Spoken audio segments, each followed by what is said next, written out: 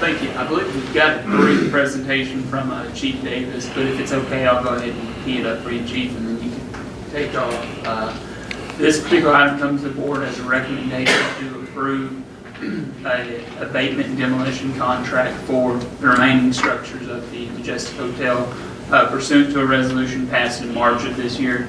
Staff was authorized to advertise and develop an RFP, a request for proposals, for those abatement and demolition services at the Majestic Hotel.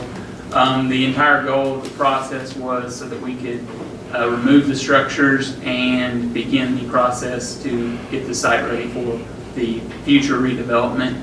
And I'll throw out a couple of dates for you. The hotel itself closed in 2006. Obviously, there was a fire in February of 2014. The city purchased the property in September of 2015. We finished the cleanup of the rubble and from the yellow brick in March of 2016. So Mayor, directors, thank you for allowing me to come before you tonight. If you'll recall, earlier this year we gave you a report detailing the condition of the Majestic Hotel as of February 22nd, 2016. Throughout the report, there is several pictures that very poignantly depict the condition of the Majestic Hotel. It is a sad thing to tell you that the existing condition of the hotel is worse than it was at the time we did the report on February 22nd. We've been through the building 2 times since the original report, February 22nd, was issued. The building has had another arson attempt since the February 22nd report. It's also had continued water damage that has occurred. 20124, Hot Springs, Arkansas. Yes, it's 610 Choctaw Loop, Amity, Arkansas.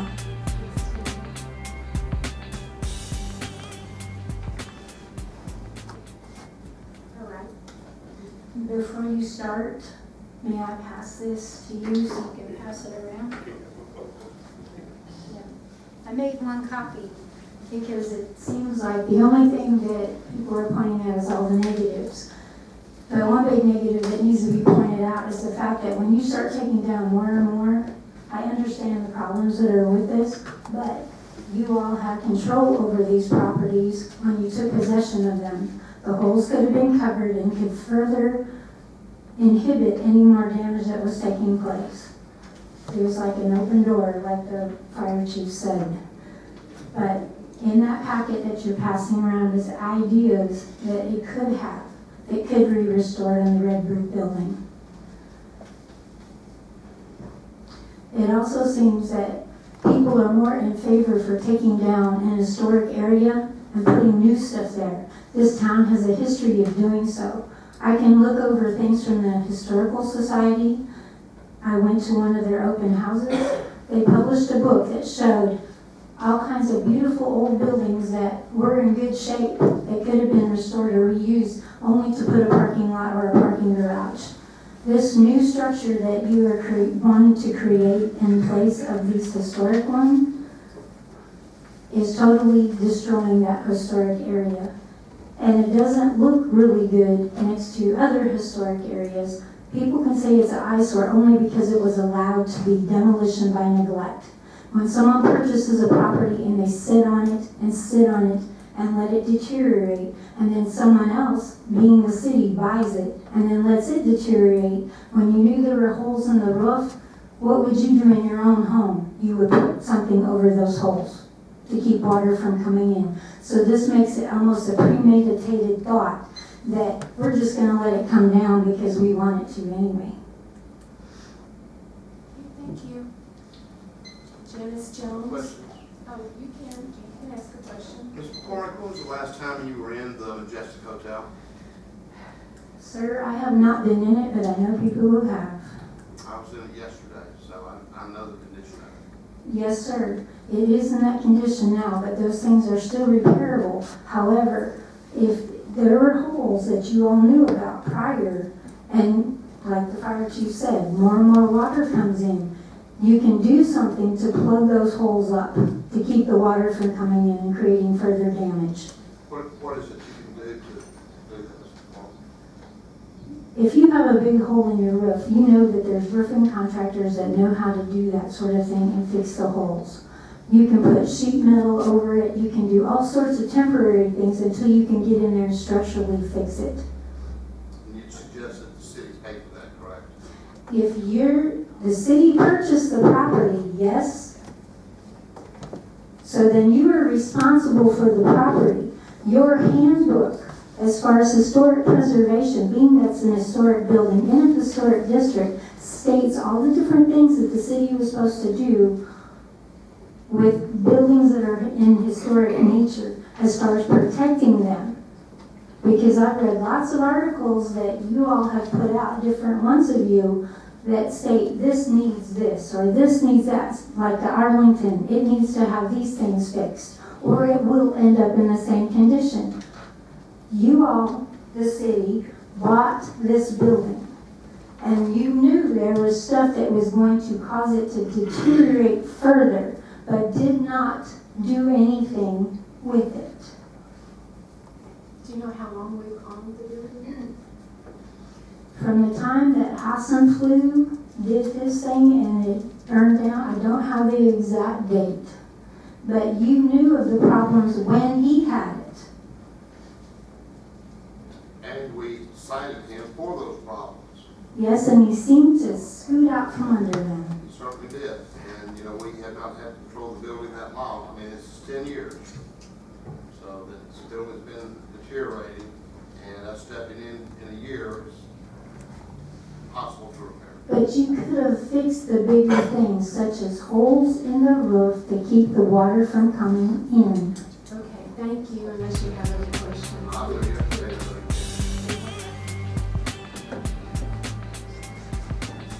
Jannis Jones, I live at 109 Carrie. I am so glad to see an update on the structure of this complex. I'm shocked. It is so much worse than what I imagined. My personal recollections of swimming in the pool, eating at Grady's, really don't play into what's going on with the building and what needs to be done. We've come to a point, for whatever reason, that building is a terrible eyesore. Even if somebody walked in today, looked at it and said, I want to redo this building, how many years would it be before any work even began? Bring the Brandenburg.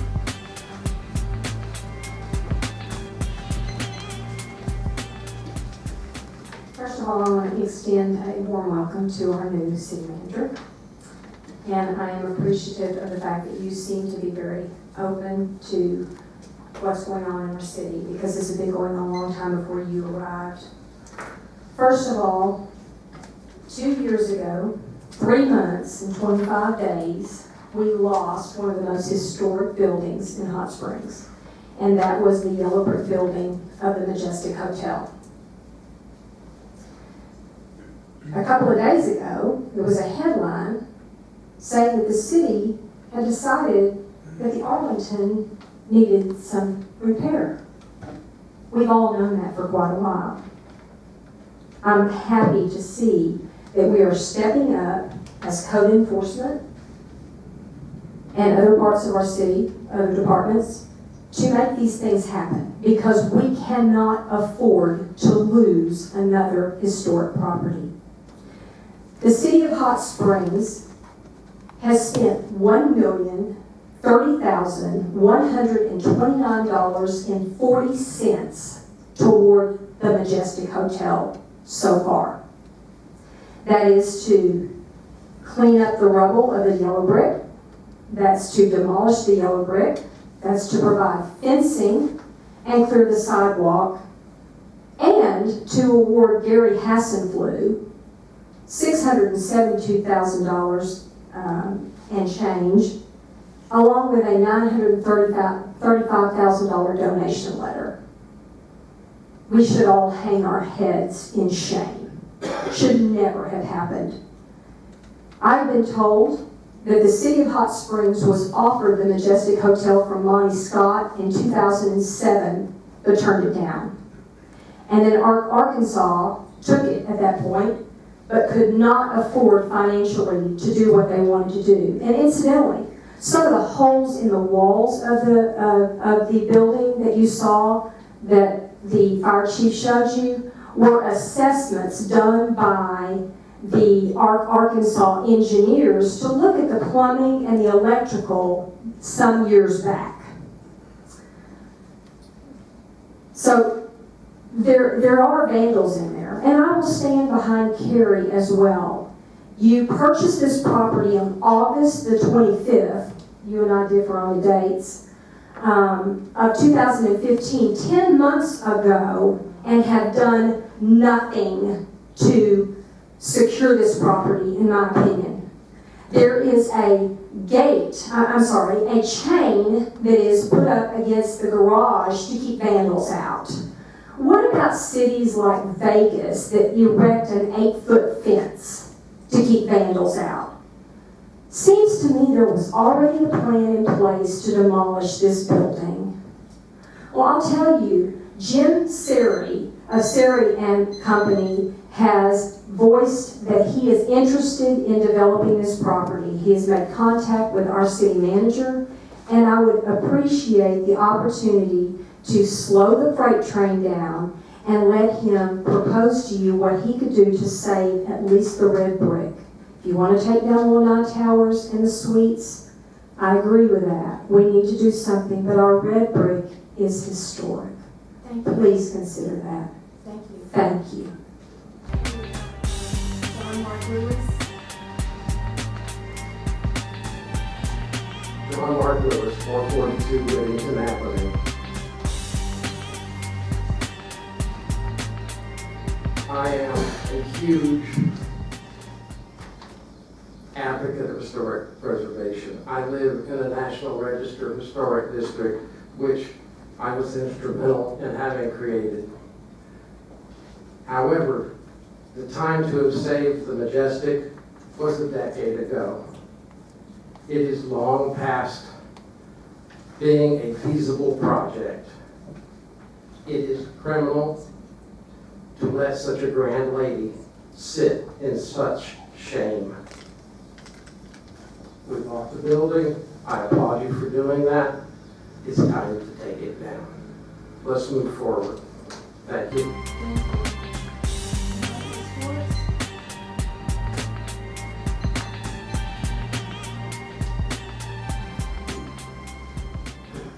Thank you for allowing me to speak.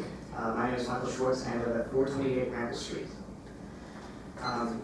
4 years ago, I started a group called Abandoned Arkansas, where we go around and take pictures of old historic buildings that have fallen into disrepair, much like the Majestic. I have been to over 300, maybe 400 now, of these locations, and the Majestic is in nowhere near shape as these other buildings are, such as the Hotel Grimm in Texarkana. It is in far worse shape than the Majestic, and someone is going to develop there and bring Texarkana back to the way it was.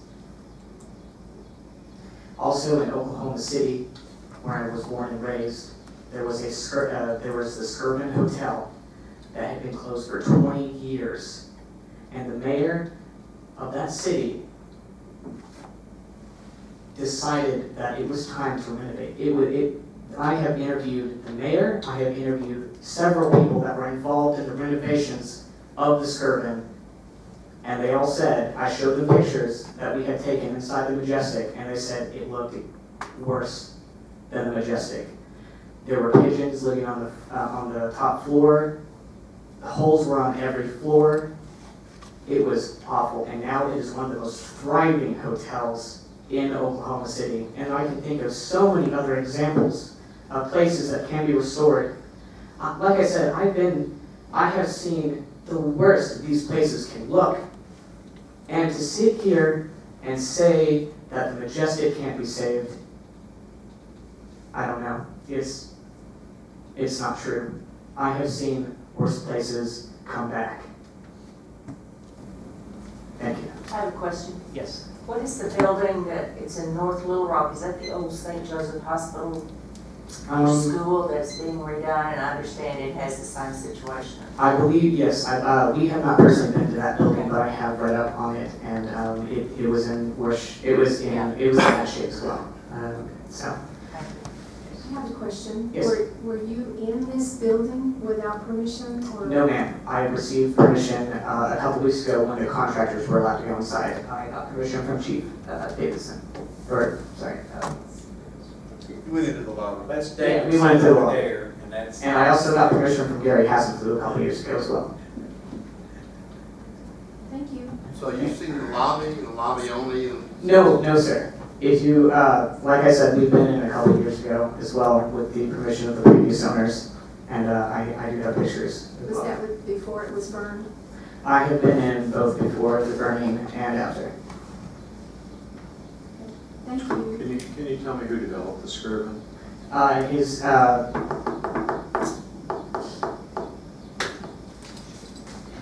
Was that the Hilton? yes, it was the Hilton, it's now called the Skirvin Hilton, and they renovated it for $42.3 million. Was that taxpayer money? It was part of it. They had a program called MAPS, and that was to bring a lot of the old, build new schools and redevelop downtown Oklahoma City. Also, there was federal and state historic tax credits involved. Not just tax credits, I think they had tax too, didn't they? Mr. Frown, we talked with the mayor there. Mhm. So it was tax dollar that they used. I believe, yes. So what's missing for us is the developer. We don't have. But that is not true. We have a developer interested, Jim Sarai. We have been talking in coordination with him, and he has done several buildings like this. And that he is the one that is developing their Hotel Grand right now. They are just closing the deal. So does he bring money to the table? Is he the investor that does that? Yes, ma'am. And he has a group of people with him that are able to do this. And he said he has seen the pictures, and he said that it's So does he definitely. want to buy it? Yes, ma'am. How much is he willing to pay for it? His If you could allow us to have some time to get back with you on that. His website indicates that he is a specialist in getting tax help for building these structures, and he's kind of the facilitator of the investment for developers, but not the developer. He's a facilitator for those who are interested in doing it, but I did not get the impression from his website that he himself was a developer. He would facilitate helping people get the financing and things like that. He is a developer. We have spoken to him, and we can get back to you on things that he can bring to the table with his property. so it's even inside the Majestic?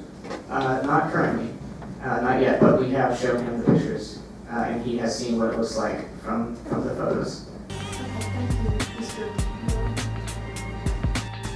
Yes, I'd just like to say that David Watkins and I met with Mr. Sari. He brought a team of investors in. This was prior to David's death. And we sat in the board conference and we talked about different ways that we could possibly make something happen, anywhere from private entrepreneurs to public and private opportunities. And what Mr. Sari was really needing to do was look at tax increment financing, stacking those with possibly some new market tax credits, other tax incentives, because to make that particular building pencil out even then, it was going to take a series of stacks of these tax increment finances. And they just were not available. As you know, we don't have a property tax here, so any kind of a TIF is not something that we could do inside the city of Hot Springs, which was a detriment to that particular type of financing that he was trying to do. I've had a couple of conversations with him, and he may have another interest in this particular piece of property now, but it's been over a year and we have not heard anything back from that particular group on trying to move forward with that building. Which I made is to approve a resolution awarding the contract for demolition to Demolition Technology Specialized Services, Inc. of Tulsa, Oklahoma, for abatement and demolition activities at Majestic. Thank you, sir. Yes. Clark? Reluctantly, yes. Williams? I with a heavy heart. Remick? Yes. Foley, Aye. Davidson, I abstain. Carney. Yes. Thank you. Motion passed. It is passed. Thank you so much. Hi, I'm Amber Cheek, and I'm here today with Brenda Brandenburg at the Board of Directors meeting. So you were kind of tipping the scales in there, kind of getting them all riled up, showing some really awesome evidence of their neglect. So how do you think it's going to go now? I mean, they voted to go ahead and demolish it, but, I mean, does it end there? No, in my opinion, it doesn't end there. There are other strategies that can be taken now. Before I came into the meeting tonight, I was prepared for the fact that it could go the opposite direction, but I want to say that we got some pretty lively debate in there. Yes. We put some food for thought on the table.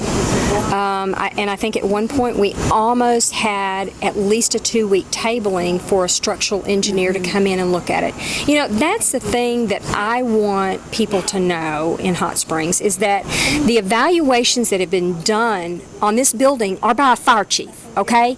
He holds a hose. He's a great guy, don't get me wrong, but he's not a structural engineer.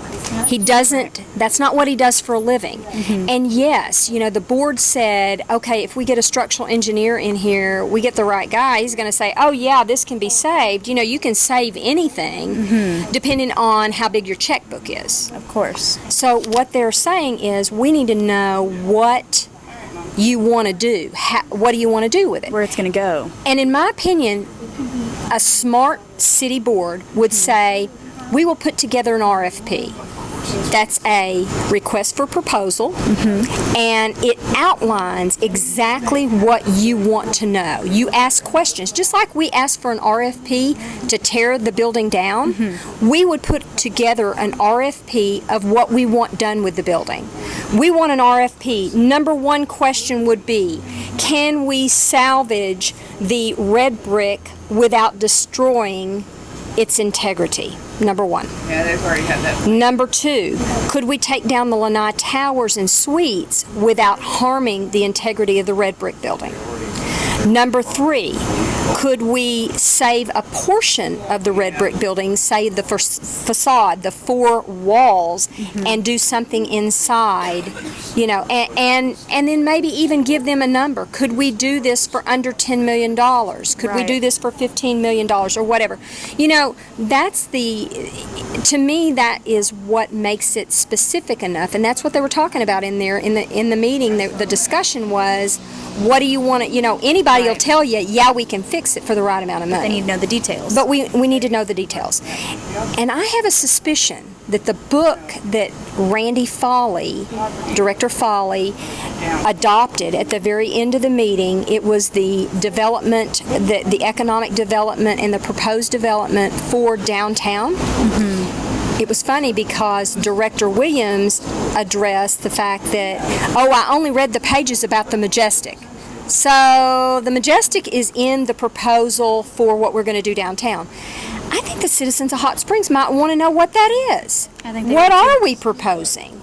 Are we proposing to take it completely down? If we're going to take it down, the other thing that people need to know is that it's in a floodplain. So whatever is built there, whether it's by the city of Hot Springs, whether it's by another developer, investor, it will have to be pyloned or raised out of the floodplain. So right now the Majestic sits as it is. It would be grandfathered in if it was just restored and repurposed. When you take it down, it changes all the rules of the game. Now, I am not an expert about it, but I've done a lot of homework on this. The red brick building has stood since 1926. Wow. We owe it to the citizens. The city council, the board of directors of Hot Springs owes it to the citizens of Hot Springs to do a fair evaluation on whether this is the right decision or not. And I know that the Park Avenue Community Association is very, very decided on the fact that they want it down. They're tired of looking at the eyesore. They're tired of it. It's the reason people don't come to Park Avenue. I don't believe that's the case. I believe that if that was restored, it would bring people to the Park Avenue area. It might even bring some people back. Yes, they're looking at it from the wrong direction. But you know what? Like I said, it's not over yet. There's legal issues that can happen here, emergency injunction, a class action suit showing this is going to have an impact on the economic development of downtown. It has sat vacant since 2006, and it has continued to lower the property values in the area. We got to do something. We got to bring that back up. You know, there was one mother that spoke. She got to actually speak twice, which I thought was a little bit unfair. I was sitting on my hands wanting to get back up. But she spoke on behalf of the Park Avenue Community Association, and then she spoke as a resident of that area. And she talked about the dangers that are involved because of the Arkansas School for Math and Sciences and the Arts being right there in proximity. And that students go in, that's their hobby, that's their fun thing to do downtown. You know, if the city of Hot Springs would spend a little money to secure that area, right now, if you drive by Cedar Street, you will see a chain, literally a metal chain that is stretched across the opening into the parking garage. That's not going to deter anybody. In places like bigger cities like Las Vegas and other areas, when they do construction and they're concerned about people coming in and destroying the area or getting hurt, they erect these temporary fences even. They're expensive, possibly, I don't know. But you know, we've spent over $1 million already on that property, and now we're going to spend a little over $1 million to tear it down. $2 million. I kind of wonder how much it would cost to put a fence up and secure that area long enough to ensure that we're not going to get into trouble with kids getting in or whatever. Right. They did speak about how it was their concern, the fire chief, how he didn't want to see anybody's life lost, so you would think he would be very adamant on getting a more secure premises. I agree. And you know, they spoke about the fact that there are holes where the turbines were in the roof, that those have been taken off and thrown into the pool and what have you. You know, there was a girl in there that spoke tonight, Carrie, who's a friend of mine, and she said, you know, when you got a hole in your roof, what do? You patch it. You fix it. There's been nothing done, and the city of Hot Springs has owned the property since August 25th of 2015. So they've had 10 months to do something, and they've done nothing. Nothing. How big were the holes? Well, a turbine is probably, you know, I would say 3 feet across maybe. I'm just guessing. And then how many did they say there were? I think they said there were 4. So, 4 pieces of plywood? If they're talking about the expenses, it would be to secure the building to keep it from further deteriorating. Wouldn't you say that, you know, sheet metal or something wouldn't be too expensive for a few holes of that size? Right. Well, and you know, to me, it's a real a negative thing to say that we can't control and we can't secure the property enough to keep people out. Right. To me, that's amazing that we don't have some mechanism. We're Hot Springs, 35,000 plus people. There are other places, Detroit, Miami, that secure these places. We need to figure out a way, in my opinion. And, you know, we got 60 days from May 26th, so that's July 25th, to accept that proposal for demolition. They've accepted it now. And you heard them. They're going to start by Thanksgiving. And in fact, the mayor even said, when we thought we were going to table it for a couple of weeks and get an engineer in here, she's like, wait a minute, you're going to let that sit up there until Christmas? Another month for our historic property. And this is a sister hotel to the Majestic. To the Arlington. These two hotels have been iconic to Hot Springs. In fact, Hot Springs Country Club, who was also owned by the Scott family, who owns the Arlington and owned the Majestic back when it was abandoned in 2006. The two golf courses are the Majestic and the Arlington. Wow. So I guess we're just going to have the Memorial Majestic golf course. So I say the citizens of Hot Springs have been failed incredibly, but it's not over by any means. I got a lot more aces in my pocket. And the power's in the people. That's right. Absolutely. So you guys, if I can talk to you out there, please look at the petition on Save Her Majesty, sign that, write to the city directors in every area, write to the city manager. He's a good guy. He's new to Hot Springs. I think he's got an open mind about things. Write to him. Tell him, stop this. This is not right. And see if we can get somewhere. You know, Larry Williams, Director Williams, kept talking about a Hail Mary. It's time for a Hail Mary. And sometimes they win. We're going to get in the end zone. Thank you. Thank you.